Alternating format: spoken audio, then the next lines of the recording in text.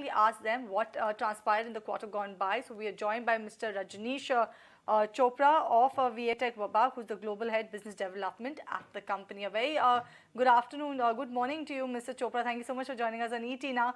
And margins have actually seen a sharp uptick in the quarter gone by. They've come in at around 11.5% versus a single-digit margins that we've seen over the last few quarters. Could you tell us what exactly led to the margin expansion the quarter gone by, and do you expect the margin improvement trend to continue going forward? This is sustainable? I think we took a new strategy which was approved by our board around 2 years back. If you look at our order backlog, we have been focusing more on high technology orders, more of engineering and procurement orders rather than the EPC orders. I think EP orders definitely have better margins.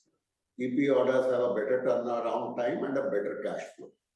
The second factor which you would have noticed is that we have managed our cash and debt levels very, very well.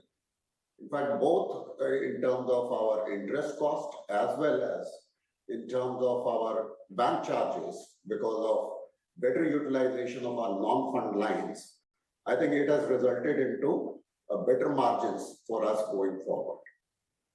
We are pretty hopeful that the same trend will continue going forward, and we will definitely deliver much better results in times to come.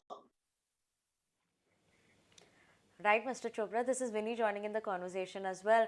What we also want to understand is in terms of your order book position. Although, it's about the 10,000 crore mark has been largely remained muted over the last few quarters. Now, the top line too, this time has seen a dip. What has led to this? How is the overall order book looking like that? You're absolutely right when you say that, yes, our order intake has been very, very muted. But I'm very happy to share with you that we have a very, very strong and robust order pipeline.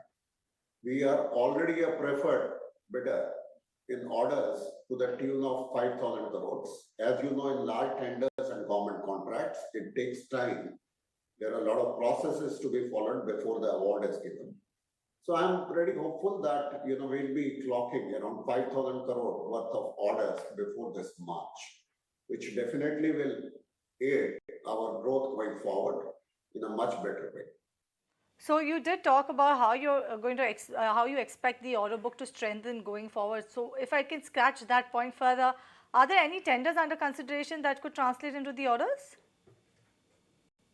Yes, I think when I say 5,000 crores, I think there are 3 or 4 large contracts which are primarily desalination contracts as well as wastewater treatment. We are a preferred bidder.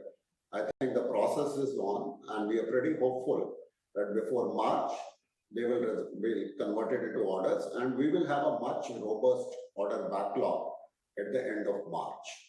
And going forward, we will have to reschedule the working of this, execution of this order based on the contractual timelines, and that will result into a very good growth going forward in the next fiscal year.